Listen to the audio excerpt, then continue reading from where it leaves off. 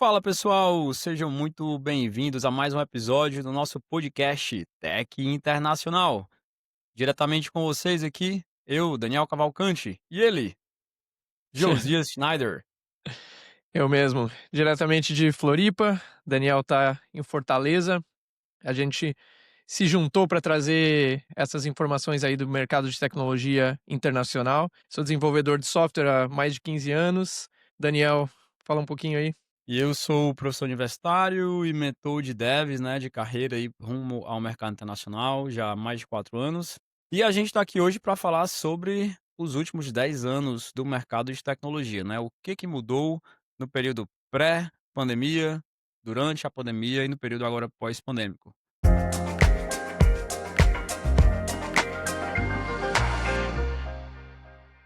Então, Josias, você que já está há um tempão aí, já, o quê? 15 anos de experiência? 12? Pouco mais de 15 no mercado como um todo, né? Perfeito. No Brasil foram os primeiros 5 anos, mais ou menos, né? 5, 6 anos? Isso, isso. É um tempo presencial em Porto Alegre, depois remoto, trabalhando para uma empresa do Rio de Janeiro, até entrar no mercado internacional em 2015. Show de bola. Então ninguém melhor do que você para falar sobre como é que era então, né, o mercado de tecnologia, especialmente no período pré-pandemia. Você pode contar para a gente aí um pouquinho de como é que era o mercado no Brasil, como é que era o estilo de vagas? Você falou que começou presencial, depois foi para híbrido. Conta um pouquinho para a gente da tua história. Boa. Bom, era tudo mato, né, como a gente fala. Agora em outubro, a gente está gravando isso em setembro de 2025, agora em outubro eu vou fechar 10 anos trabalhando pra gringa, né, para o exterior. E a primeira empresa que eu entrei foi em 2015, foi uma empresa com sede no Havaí. Eu trabalhava então remoto para minha empresa do Rio de Janeiro na época, e eu estava fazendo uma pesquisa, estava precisando resolver um problema com as primeiras versões do React, logo que tinha saído, saiu acho que 2004, 2015 ali, e eu estava tentando integrar aquilo num projeto Ruby on Rails. Encontrei um artigo que tinha uma ferramenta que fazia isso e tudo mais, e aí lá no fim resolvi o meu problema, e lá no fim do artigo dizia assim: se você está trabalhando com essas tecnologias, a gente está contratando. E a empresa era de fora, né? E eu me deu aquele estalo, por que não? Né? O que eu tenho a perder? Aí eu lembrei que eu não falava inglês direito, né? Eu Você tudo que eu estava que eu você estava com quantos anos de experiências aí? eu estava, eu acho que uns 5 anos trabalhando na área, aprendendo inglês meio por conta, assim, dentro do trabalho, porque, né, documentação é tudo em inglês, livros técnicos eram em inglês, mas não tinha experiência falando, né, não tinha, assim, essa confiança e tal. E aí eu entrei numa chamada com o dono lá, via Skype, né? Quem é mais antigo vai lembrar. E aí a gente fez uma entrevista, abriu um pull request, ele trabalhava com open source, a gente trabalhou em algo específico.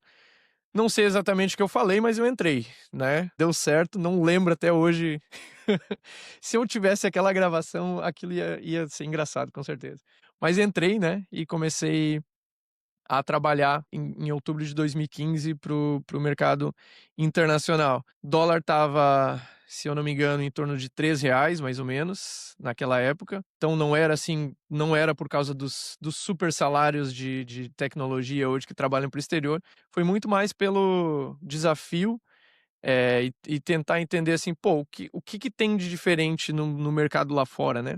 Um parêntese assim, até então, trabalhar para uma empresa do exterior significava uma migração, né? Você tem que se mudar para os Estados Unidos, entrar num processo lá da Google, do Facebook na época, fazer as entrevistas lá, conseguir um visto de trabalho, né? E todo um processo de relocação.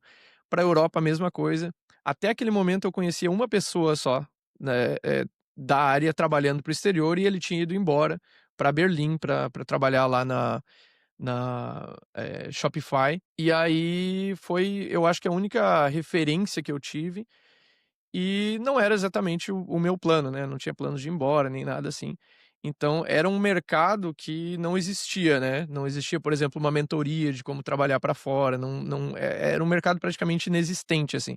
Então foi um risco, né? Que eu tomei, e hoje 10 anos olhando para trás funcionou, né? Mas Não era muito comum na época não. Era tudo mato, né.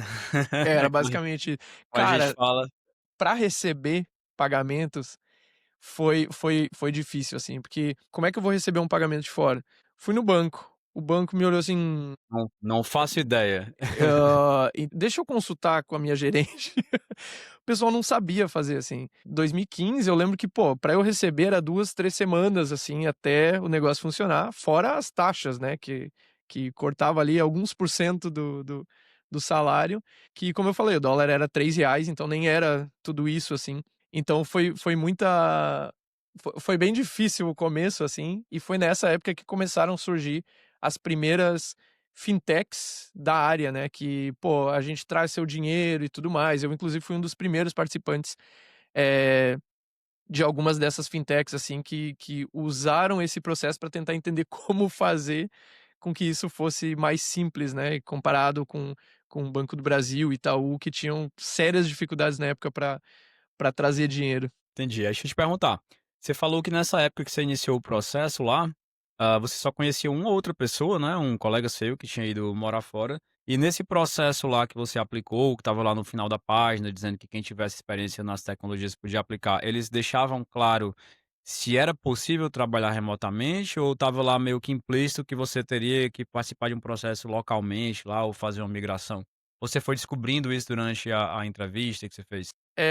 Então, essa empresa específica, ela já trabalhava com pessoas de fora, então era um time bem distribuído, assim, mas qualquer outra empresa que você fosse, procurar, talvez era a primeira o primeiro momento que elas iam pensar talvez a gente possa fazer remoto para alguém de fora, mas a gente vai ter que checar com o jurídico, vai ter que checar com o RH, vai ter que ver como funciona. Eles não tinham essa prática, assim, né. Então várias empresas eram ainda só no escritório e você era a pessoa remota da empresa, né. Isso era bem raro, assim, que o time fosse completamente distribuído como é hoje. Entendi, entendi. E você era o único brasileiro então, nos próximos anos nessa primeira empresa, você ficou quanto tempo lá? Chegou a entrar mais algum brasileiro depois? Nessa empresa, eu consegui trazer um amigo para dentro dela, e eu fiquei em torno de 2 anos naquela empresa.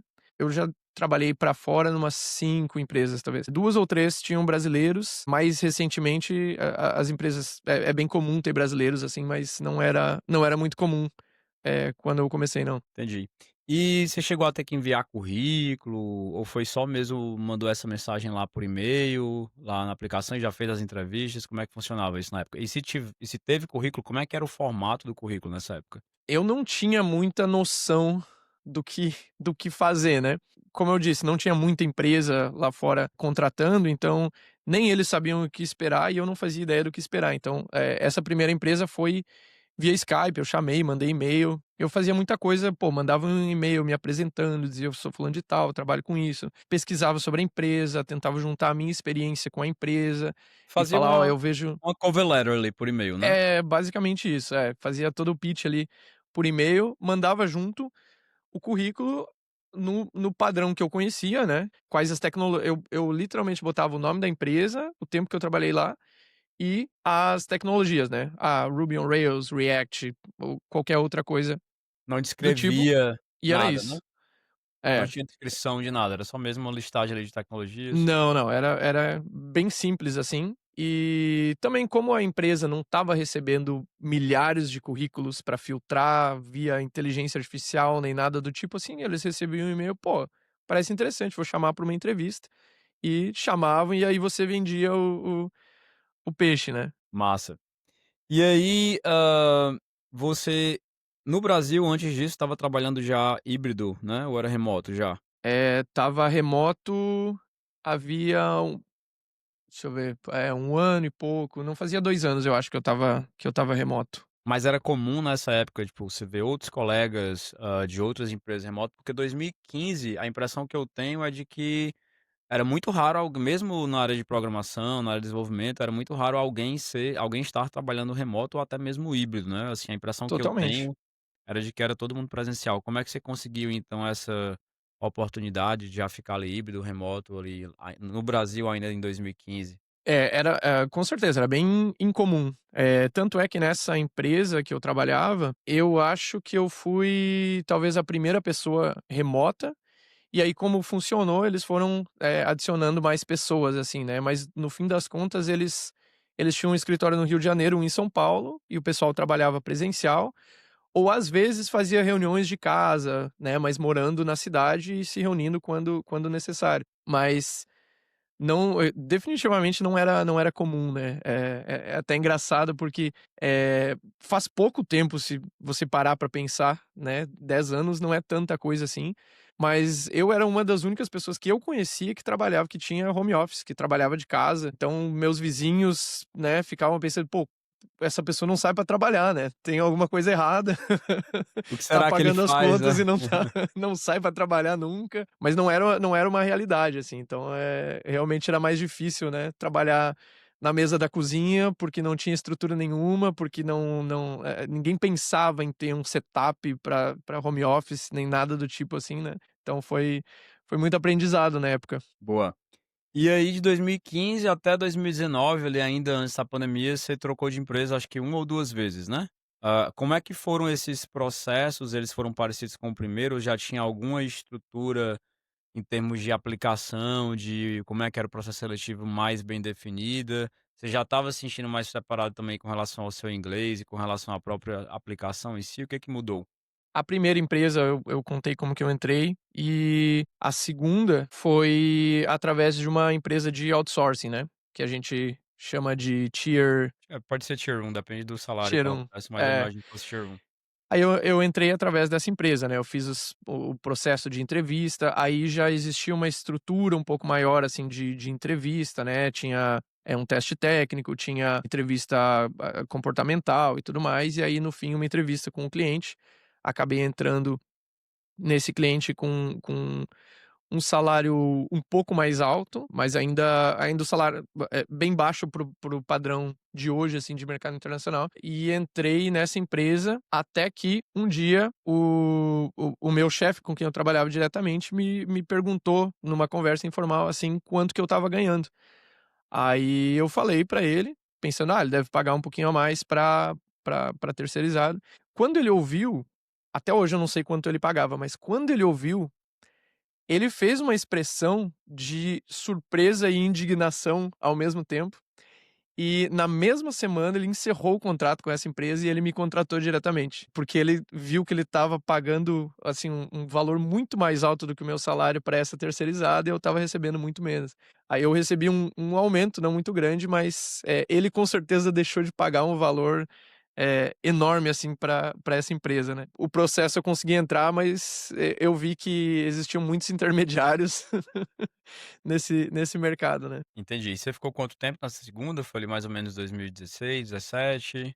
Essa eu saí em 2017. Aí eu ativamente procurei, outras empresas e ali, naquele momento eu já estava 4 anos trabalhando para fora, eu entendi que existiam, essa ideia de tiers que a gente fala de empresas, né. Tem empresas que estão procurando trabalho, barato, digamos assim, tem empresas que estão procurando profissionais qualificados e estão dispostos a pagar, não talvez um salário local de americano, mas um salário equivalente, assim, à função.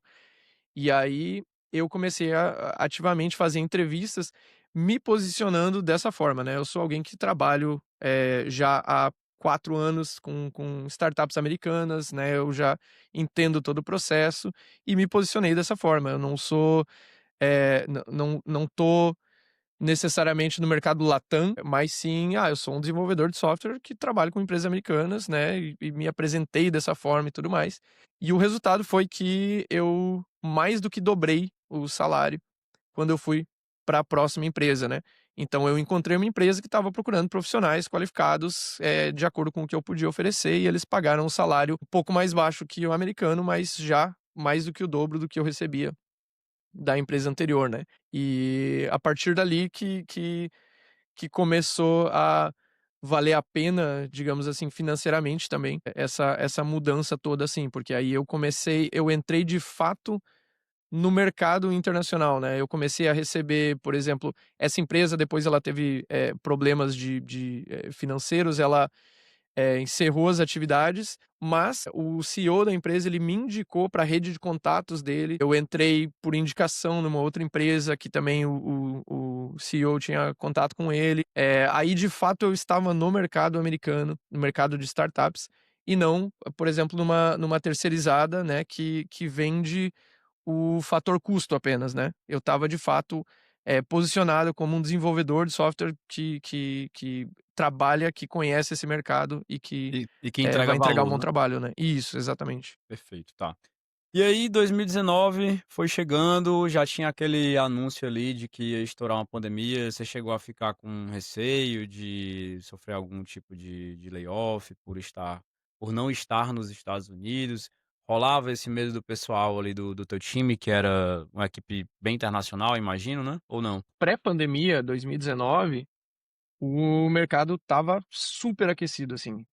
Já estava se falando bastante em trabalhar para o exterior, começou toda esse movimento, assim, né, já existiam várias fintechs que facilitavam esse processo, então já começou a aparecer muita gente tentando aprender inglês para trabalhar para fora, já se tornou algo mais comum, assim, e o investimento na área estava crescendo bastante, então startups começaram ativamente. Eu lembro que 2018 e 19 ali, o LinkedIn era uma uma loucura, né, por semana você recebia dezenas de contatos de empresas dos Estados Unidos, da Europa, oferecendo visto, oferecendo relocação, oferecendo pacote para levar a família inteira a morar na Polônia, tinha de tudo, assim, recebia proposta de Berlim, da Espanha, da Inglaterra, de relocação mesmo, assim, com tudo pago. O pessoal começou: "Pô, a gente tem que trazer talentos de fora", né.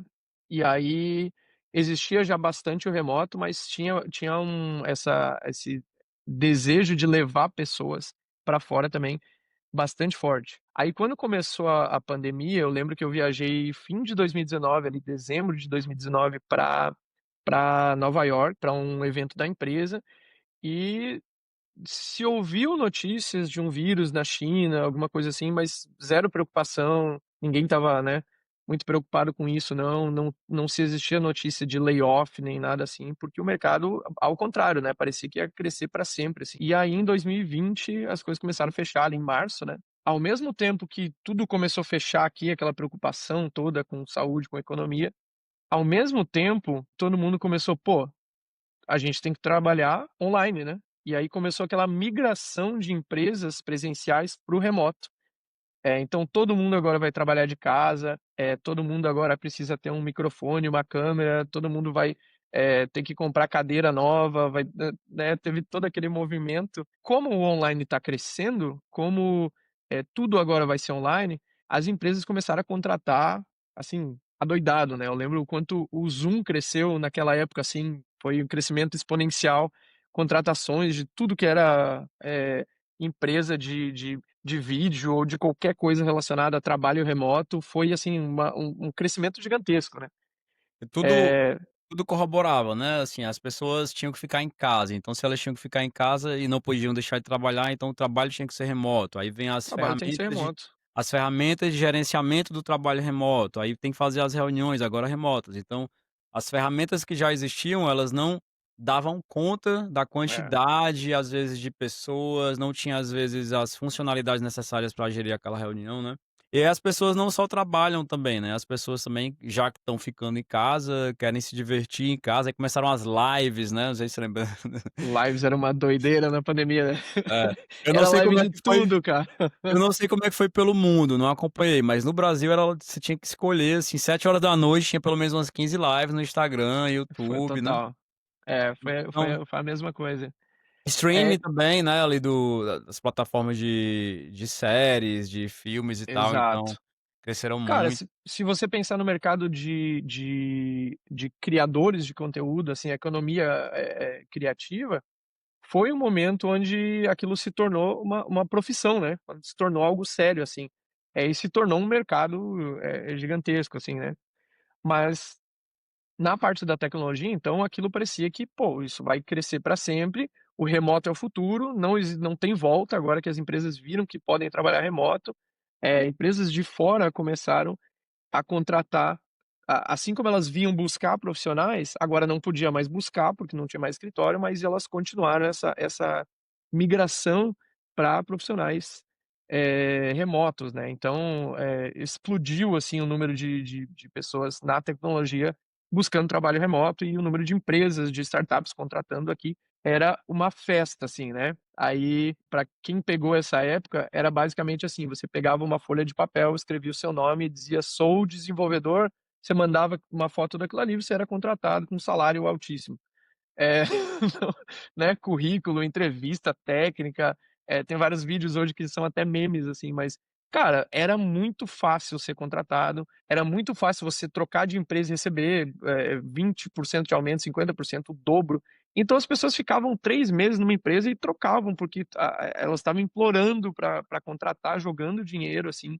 Então, uma janela bem específica de tempo que quem viveu, viveu, e, né, quem não viveu não pega mais, assim, pelo menos, né, espero que não haja outra pandemia desse tipo. A demanda cresceu muito rapidamente, mas a oferta não acompanhou, né, porque a Demais. oferta dependia quase que integralmente de formação acadêmica e nessa época da pandemia o pessoal viu que existia muita demanda, que não dava tempo de fazer ali, muitas vezes, uma faculdade integral, então muita gente já começou a fazer cursos técnicos mais ali direcionados, né, para aprender realmente ali o hands-on de o que precisaria para ocupar aquelas vagas, e foi É, dando certo, né, e esse mercado foi vendo que realmente isso era útil. Foi aí que eu percebi também que o mercado começou a abrir mão, muitas vezes, de formação acadêmica, porque total, se eles exigiam antes, eles colocavam uma barreira na própria contratação e a con e você ter ali o desenvolvedor, o profissional de tecnologia produzindo era muito mais importante do que as regras, os protocolos estabelecidos anteriormente, né. total, é. Ali também que começaram a surgir todos aqueles cursos de, né, se torne dev em 3 meses e ganhe R$ 40.000. Aquela ideia toda, né, que até hoje, a gente ainda, entre aspas, "luta contra", né, não é bem assim, calma, não esse mercado não existe mais, não é assim que funciona. Mas existiu de fato uma migração gigantesca de pessoas para a tecnologia. O cara que estava insatisfeito com o trabalho dele, o cara que não tinha decidido a profissão, o cara que estava ganhando mal, todo mundo decidiu: "Pô, tecnologia, eu posso estudar alguns meses, eu vou conseguir um salário altíssimo", e às vezes conseguia mesmo, né, dado aquele mercado. Então, se você tem, eu não faço ideia dos números, né, mas digamos que você tinha um pool de, sei lá, 100.000 pessoas na área e entram outras 300.000, o que que vai acontecer? Você vai começar, essa balança de oferta e demanda começa a virar para o outro lado. E aí que a gente chega no fim de 2001 acho que o meio do ano ali de 2022 foi talvez o principal, que foi quando começaram as ondas de layoffs, né, que as big techs decidiram: "Opa, contratamos demais, ou contratamos muito caro", seja lá qual for a sua teoria da conspiração a favor ou contra as big techs, mas o fato é que elas começaram a demitir em massa, né, 10.000 pessoas de uma vez, 20.000 pessoas, 15.000 pessoas, todas as grandes, né, a Amazon, Microsoft, Google, Meta, todas elas começaram a demitir, e aí isso criou aquele efeito em cascata, né, se saíram 10.000 desenvolvedores do Google, a empresa que está um pouco abaixo no ranking, ela vai dizer: "Opa, tem vários desenvolvedores acima do meu nível que estão disponíveis agora, né. Então eu também vou tirar os meus, vou contratar novos", e com salário mais baixo, porque eles acabaram de ser demitidos, então não podem exigir nada. E aí foi gerando aquele efeito em cascata de milhares de pessoas sendo demitidas e sendo trocadas de emprego e aceitando emprego em empresas não necessariamente menores em tamanho, mas com salários mais baixos, né, e criou aquele estouro de bolha que foi aquela crise gigantesca ali 2022 e 23 na tecnologia. Verdade. E de fato eu lembro de ter visto um relatório ali por em volta de 2022 que mostrava que a quantidade de contratações e do crescimento da tecnologia, né, ali em 2020, 21, em um ano superou o que era esperado para os próximos, não lembro se era 15 ou eram 20 anos. Esperava um crescimento muito grande, mas é como se tivesse concentrado naquele 1, 2 anos. Então foram contratações, eu não diria nem que talvez em excesso, eu acho que para aquele momento era necessário, só que não existia demanda para manutenção, né, e aí os investimentos ali em 2000 final 2021, 2022 pararam muito, né, a gente diminuíram bastante, né, o Teve o pessoal banco que quebrou, né. teve bancos que quebraram, teve investidores que perceberam que o dinheiro estava sendo usado para coisas que não tinha toda. Eu lembro demais do metaverso, que o pessoal investia ali não sei quantos bilhões, né, Tinha dinheiro pra criando qualquer coisa, cara. qualquer coisa que você quisesse fazer, você conseguia ali, um financiamento gigantesco, né. E o pessoal começou a ver que algumas coisas não estavam dando tanto resultado quanto prometidos, né. E aí, obviamente, os layoffs vêm, mas o legal de tudo isso, né, a questão dos layoffs é que essas pessoas que entraram, as pessoas boas realmente rapidamente elas conseguiram se recolocar, porque, poxa, você pega a sua experiência que você teve ali, como você falou, você saiu dessa Big Tech, mas você rapidamente entra aqui numa startup um pouco menor, mesmo que com um salário mais baixo, não é que ele é baixo, ele ainda é muito acima da média, né, É. e aí você consegue Eram se salários recolocar. fora da realidade, de fato, assim, não fazia Exato. sentido os salários que estavam sendo oferecidos, né. Exato, exato. E aí, quando não tem dinheiro sobrando, o mercado automaticamente se regula, né, ali vai para uns salários mais pertos daquela média. E aí, muitos desses ex-big techs também acabaram criando suas próprias startups, né, e aí quando um cara é demitido, né, sofre um layoff e ele cria uma startup, ele cria mais oportunidades também, ele se Total. junta com outra galera daquela mesma big tech ou de outras, e aí viram ali os founding engineers daquela nova startup, começam a contratar, então de certa forma, o layoff de uma galera pode, na verdade, acrescentar no médio prazo várias vagas, né, porque a tecnologia Uhum. ela é ilimitada, então a sua criatividade, ela vai trazer ali mais ideias que vão criar novas startups, que vão trazer novas contratações, né. Total, é. E acaba que, estando há bastante tempo no mercado, a gente percebe os ciclos, né. Então, por exemplo, quando eu comecei, qualquer desenvolvedor de software para web era full stack. Não existia uma opção assim: "Ah, não, eu vou trabalhar só no front-end". Como assim, cara? É uma página web, você tem que fazer funcionar, né. Então você vai trabalhar no servidor, no client, tudo. E aí depois a gente começou toda aquela fase de especialização, né, React em 2014, 15 ali, trouxe também uma certa complexidade para o front-end, outros frameworks, Angular, que tinha na época também. Então houve uma especialização muito grande, que depois desse crash ali de 2022, as empresas quem sobrou nas empresas precisou ser mais "eficiente", entre aspas, né. Então, pô, se eu tenho um time aqui com 5 pessoas, eu não tenho como ter um especialista de cada coisa, então, né, você vai ter que botar o chapéuzinho ali da área que não é o seu forte, você vai ter que aprender. E aí começou uma necessidade maior também de contratar uma pessoa que era full stack, por exemplo. Pô, não, ele entende como que funciona o banco de dados, back-end, front-end e tudo mais, sabe alguma coisa de infra. Então os perfis eles vão se alternando conforme os ciclos de mercado, né. Então se você tem menos dinheiro, você pode contratar menos pessoas, você precisa que cada pessoa saiba fazer um pouco mais do que você, tinha esse luxo antes, era até brincadeira, né, mas, o pessoal falava muito de times inteiros, sei lá, na Meta, no Google, que não tinham uma função específica, né. Eu lembro daquela série Silicon Valley, que era basicamente isso, empresas grandes, assim, o time estava lá e não sabia o que era para ele fazer, então eles ficavam o dia inteiro rodando de um lado para o outro, porque a Big Tech queria manter talentos, tinha dinheiro para isso, mas não tinha nem função para os caras, assim, né. E depois disso você vê que as coisas mudaram, né, o os 10%, que menos performam, 15% todo ano são, eliminados, né, essas vagas são trocadas. Então existe uma otimização em termos de performance hoje que não tinha também nessa época, assim. E aí, a realidade para alguém que estudou 3 meses e entrou numa empresa ganhando bem, começou a bater na porta, né. Pô, você não vai manter o seu emprego se você não tiver conhecimento técnico, se você não entender o que você está fazendo, se você não for capaz de aprender rapidamente as tecnologias novas que estão surgindo.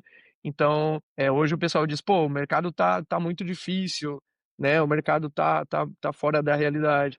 São esses ciclos, né, já teve fora da realidade para o outro lado, o cara não sabia nada e entrava ganhando bem. Hoje, às vezes, o cara sabe bem o que tá fazendo e tem dificuldade para se recolocar no mercado, por exemplo, né. Então são esses ciclos acabam ficando óbvios ao longo do tempo. Ou seja, entrar no mercado internacional durante a pandemia era fácil, mas se manter, especialmente depois dessa série de layoffs, né, que o mercado voltou a se regular, era bem mais difícil, né. Foi Mas complicado. digamos assim que os bons sobreviveram, E os que não eram tão bons assim, talvez tiveram que dar alguns passos para trás, para se aperfeiçoar um pouco mais, né. Que é uma coisa que a gente fala bastante também sobre, a ideia de evitar começar já no mercado internacional. Às vezes a pessoa quer: "Ah, já sei inglês, vou aprender programação, quero que minha primeira vaga seja internacional", né. E às vezes o cara até consegue ali por uma indicação, porque deu sorte em um processo, mas às vezes pode ser difícil de se manter sem você levar todo o seu background que você aqui no Brasil, né, desenvolve muito mais, né, assim, você bota a mão em muito mais coisas ali naquele seu nível de senioridade. Às vezes você é júnior, mas você bota a mão em coisa de pleno. Às vezes você é júnior, recebe como júnior, mas tá botando a mão ali em coisa de sênior, às vezes tá sendo até tech lead, né. É. Então você cria mais, substância, né, pra quando você vai assumir uma vaga fora, você se posicionar melhor, se vender É. melhor e conseguir se estabelecer, né. É aquela eu acho que isso serve, pra tudo na vida, né, é meio papo de coach, mas, a dificuldade que você enfrenta no dia a dia: "Pô, mas meu chefe me cobra demais, ele me dá mais do que a minha função", vai acabar, né, te ensinando a lidar com situações de pressão, né. Já tive projetos que, pô, é um cliente duro, o cara é chato, ele cobra bastante, mas ele é responsável por 30% do faturamento da empresa. E aí quem é que você vai colocar para lidar com um cliente assim? Você vai colocar uma pessoa que já tem, né, a pele mais grossa, que já passou por alguma dificuldade, que sabe se virar bem, que tem uma boa comunicação, que já teve que lidar com situações adversas. E aí no caso de, pô, o financeiro da empresa não está muito legal, a gente infelizmente vai ter que fazer alguns layoffs, quem é que vai sair? Não vai ser esse cara. Então, eh, a gente pode pensar que, pô, você vai criando uma experiência, o mercado brasileiro às vezes é mais, eh, complicado em alguns aspectos, né, para dizer assim, mas também você vai aprender a lidar com situações que, você vai migrar para uma empresa de fora e você vai ver: "Pô, aqui parece o paraíso agora", né. Claro, empresas e empresas, né, mas, existem essas situações também. E aí, pós-pandemia, né, pós ondas de layoff, muita gente ficou com receio, né, ali 2022. Eu lembro bem que muita gente que estava interessado no mercado internacional começou a ficar com receio de aplicar, porque achou que não vale a pena fazer esse movimento aqui de sair da minha empresa onde eu tenho ali, entre aspas, estabilidade com a minha CLT, para fazer um movimento para fora, porque tá tendo muito layoff, né. E aí, o que eu tenho observado, pelo menos nesses últimos 3 anos, desde 2023 até agora 2000, estamos quase no final de 2025, é que para cada layoff que é feito, no outro dia, na outra semana, eu tô vendo centenas de contratações. Então o mercado ele é muito dinâmico, os layoffs eles vão continuar acontecendo, porque como você falou, as big techs elas têm essa rotina, né, de anualmente fazerem ali uma limpa em quem está produzindo menos para recontratar e refinar os processos, né. Uhum. Ah, e aí, assim, não, as vagas não diminuíram, né, pelo menos, assim, o que eu tenho visto aí nos últimos 3 anos, todo mês tem vaga. Óbvio, é sazonal, tem meses que tem mais contratações, tem meses que são mais parados, mas ano a ano não tenho visto o mercado se reduzir, assim, parar de contratar. Pelo contrário, cada vez mais vagas direcionadas à Latam, cada vez mais o pessoal está conseguindo subir de tier, né, do tier 1 para o tier 2. Como é que você vê isso, assim, especialmente agora nos últimos 2 anos, 2025? A minha visão é de que hoje a gente está num mercado consolidado. Eu comentei como era tudo mato, né, que as empresas nem tinham descoberto ainda trabalho remoto na maioria dos casos.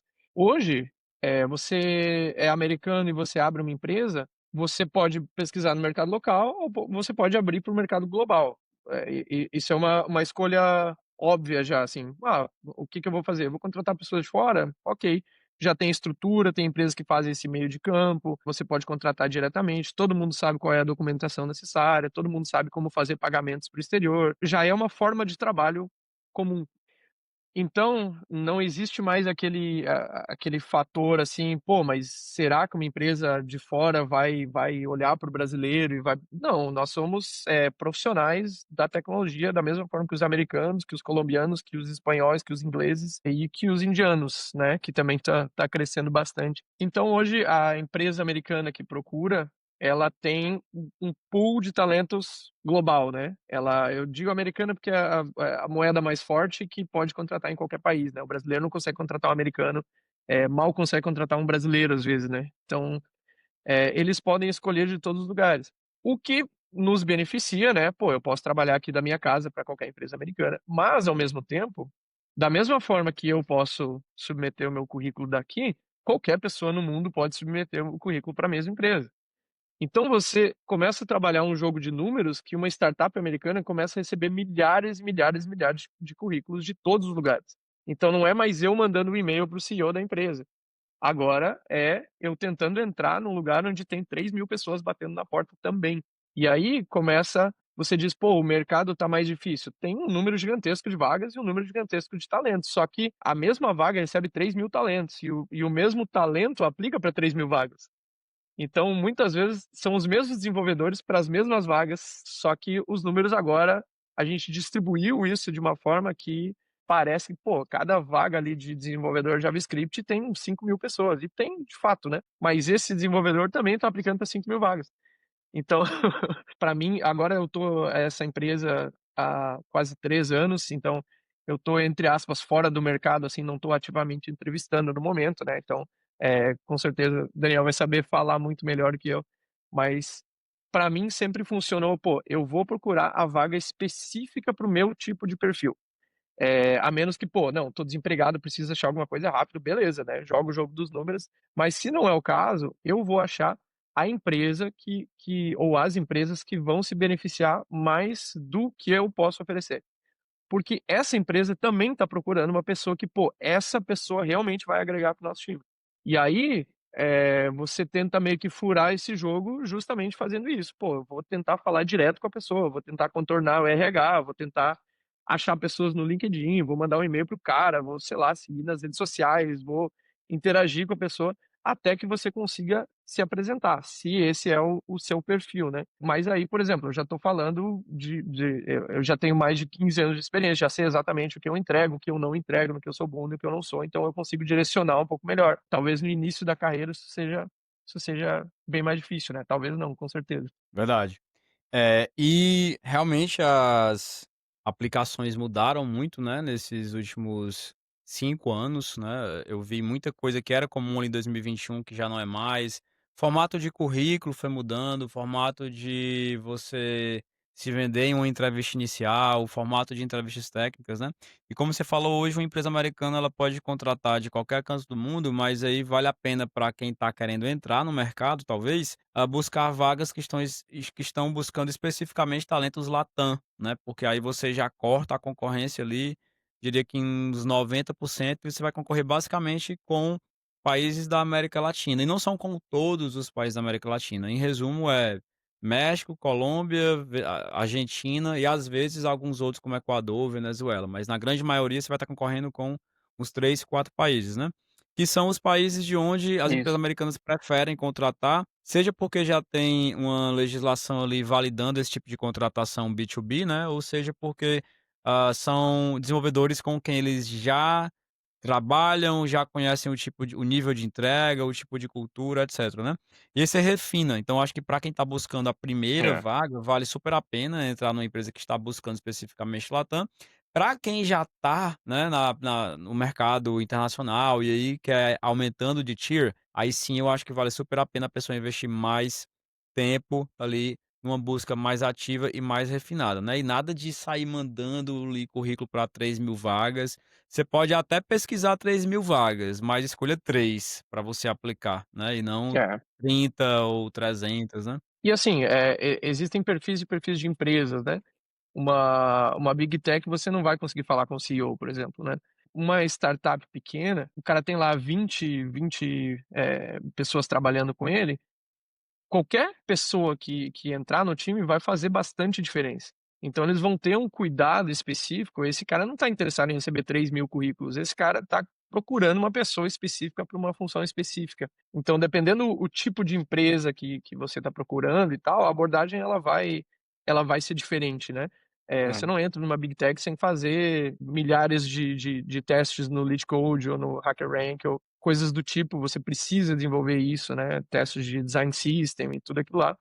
E existem empresas que vão testar você para os seus conhecimentos em AWS ou em React ou em Golang ou, em coisas específicas para o dia a dia, porque eles querem alguém que, chegue na segunda-feira e terça-feira já está subindo o código para produção. Então são perfis diferentes, são testes diferentes, que você vai ter que ir se moldando, né, de acordo com o que você está procurando. Então, sempre que o pessoal pesquisa: "Tá, mas como é que eu entro numa empresa?", para mim isso passa por essa questão, mas o que que você está procurando? Que tipo de empresa você está procurando, né? Qual é o perfil da empresa? Qual é o seu perfil? Com o que e com quem você gosta de trabalhar? Que isso vai facilitar a busca, você vai filtrar aqueles milhares de vagas em empresas específicas. Pô, tem esse tipo de empresa específica com esse número de funcionários, com essas linguagens de programação, com esse tipo de produto, e aí você consegue fazer um match muito mais assertivo, né, entre o seu perfil e o perfil da empresa, e isso vale para a empresa também, né.